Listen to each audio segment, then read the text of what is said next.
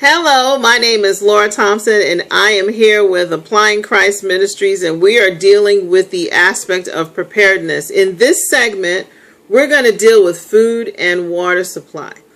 Now, the information that I'm providing for you comes from the Herbal Emergency Guide, and it's a book that's written by Rita Elkins, and it's a rare book because it came out over 15 years ago during the Y2K scenario. Perhaps some things have been updated since then, but then there are some things that are probably going to be just about the same. And I'm going to talk about food and water storage. So, ideally, you should have about 3 months worth of food supply available. That's still a good idea, according to this book. Now, the truth is, some people don't even have a week or a month's worth of food available.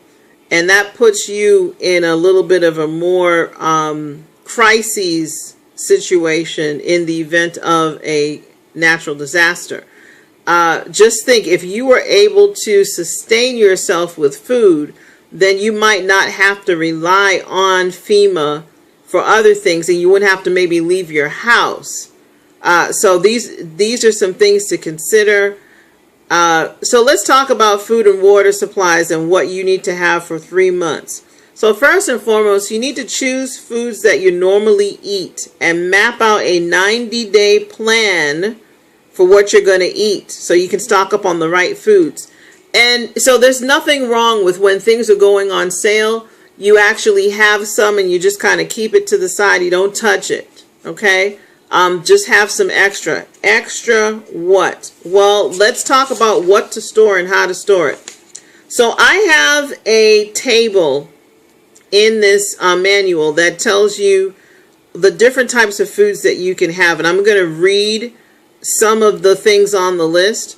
So, for example, ready-to-eat canned meats. And that includes chili, Vienna sausages, refried beans, tuna, sardines, fruit like peaches, pears, apples, and applesauce, and vegetables, peas, corn, green beans, carrots, sweet potato, I'll even say baked beans, beef jerky, canned juices or dried beverage mixes, dried milk, evaporated milk, soup that's canned or dry soups, sugar, honey, pepper, salt, dried yeast in a vacuum packed, ready-to-eat cereals that are uncooked and instant cereals in metal containers, dry crisp crackers in metal containers, potatoes like fresh or dried flakes.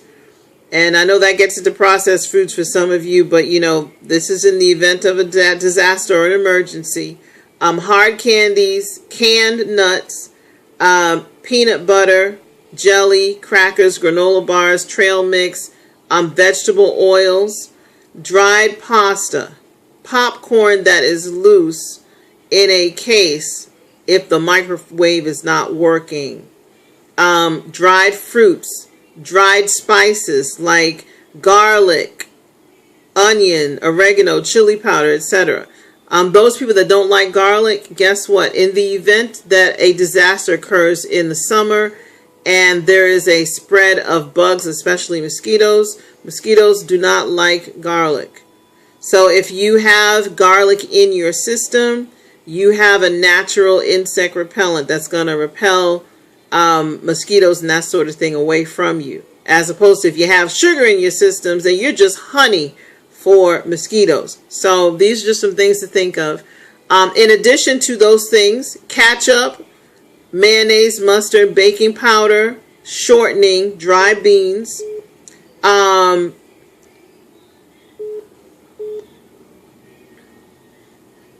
let's see, dry beans, white rice, non-carbonated soft drinks, powdered mixes, bouillon products. Bouillon products are like for soups. You know, when you have the bouillon cubes that you put inside your hot water to make your soup, that most people don't talk about bouillon anymore. Bouillon, they're the cubes that you sell. Or like those of you that get ramen noodles. It's the little packet that's inside the ramen noodles. That's a bouillon. That could comprise of what's in a bouillon cube. You can pour that into some hot water and you'll have yourself the broth for a soup.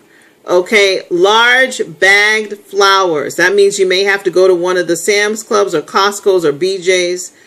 Seeds for sprouting. Seeds for sprouting what? Well, things like alfalfa, wheat, spinach, radishes, and so you can possibly grow your own seeds somewhere. And then key nutritional supplements, which include spirulina, which is like a greens supplement. That's going to help you to keep your, not only your metabolism, it's going to keep all of your body systems functioning properly. Spirulina, garlic, powdered vitamin C. And these are things that should already be in your emergency herbal aid kit anyways. Okay, so these are the things that are in a 3-month supply. Okay, so now the next question is how much of this stuff? Well, consider, and that's just the food things. Let's go a little bit further and talk about how much. Well, you're going to need 20 to 30 pounds of laundry detergent. You'll need 12 bottles of dish washing liquid. And so let's just say you can't get out, but you know your water and things are still working. You'll need about 12 bottles of dishwashing liquid for a 3-month supply. 72 rolls of toilet paper. You'll need paper towel. You need a case of wet wipes. You need paper plates, cups, plastic utensils, and enough sanitary napkins to last for 3 months. You'll need 8 gallons of bleach. So it's not that you're going to be doing that much washing per se, but you need to keep things clean and disinfected so that you don't cause any contamination or things don't get contaminated around you. That's why they're saying 8 bottles. 5 bottles of disinfectant cleaner, 12 bars of liquid soap, 6 bottles of shampoo, kerosene for lighting, Coleman fuel, propane in appropriate tanks or canisters, Coleman lanterns with wicks. Again, these Coleman products, they're available at Walmart, but you can also get them at the camping stores. Candles and wicks, transistor radios and batteries, butane lighters, flint and steel fire starters. You need tin foil, folks. You need a lot of tin foil. You need some large kettle washboards. So that's in the event your washing machine's not working. You go back to your kettle washboards to get things cleaned. You need garbage bags. You need a manual can opener. You need matches, flashlights, and batteries. You need a map of your area. Now, isn't that interesting? A lot of times we know where we live, but we don't have a map of the area. You know, things like understanding the wooded paths, you know, and what's around. You need to have a map of your area. Bicycles that are in order with extra tire tubes. This is the time if you want to go to Goodwill or one of these Salvation Army stores, get you an extra bike, just have it on hand and just be ready. A shut-off wrench to turn off household gas and water. You need to have razors, shaving cream. You know, those of you that use the electric shavers, this is the time you might want to have the non-electric razors and have shaving cream, hand lotion, toothbrushes and toothpaste, deodorant, comb, brush, and floss. Okay? Now, within all of that, still dealing with a 3-month supply, let's talk about water. A 2-week water supply is recommended and includes storing 1 gallon of water per person per day. You need a half of that gallon for washing and a half for drinking. That's why you need a gallon per day. So that means the person drinks a half a gallon and they use another half for washing. So 55 gallons will last a family of 4 approximately 1 week. 55 gallons of water. That will last a family of 4 for 1 week. You can purify water by adding 8 drops of chlorine bleach to 1 gallon of water. Let me say that again. You can purify water by adding 8 drops of chlorine bleach to 1 gallon of water.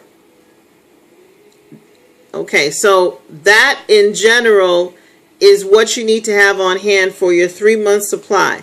Ideally, you want to keep your food dry and in a cool place. Keep it in a dark area if possible. Keep the food covered at all times and away from moisture. Rapidly tight things like cookies and crackers in plastic bags and keep them in tight containers. Empty open packages of sugar and dried fruits and nuts into an airtight can or mason jar to protect them from pests. That's why we're saying keep these things in cans. Inspect the food for spoilage before using, and use food before they go bad and replace them with fresh supplies with a date and a marker. So, if we're going to go into a situation that looks like a disaster, we need to go in organized. That's good stewardship. And on that note, we're going to come back and talk about what you need for a year's supply for survival. Again, this is Laura Thompson. I am here with Applying Christ Ministries, and we are going through the Herbal Emergency Guide that was written by Rita Elkins, and it efforts to get you prepared for any type of emergency or natural disaster. We'll be right back to talk about what you need for a year's supply of survival essentials.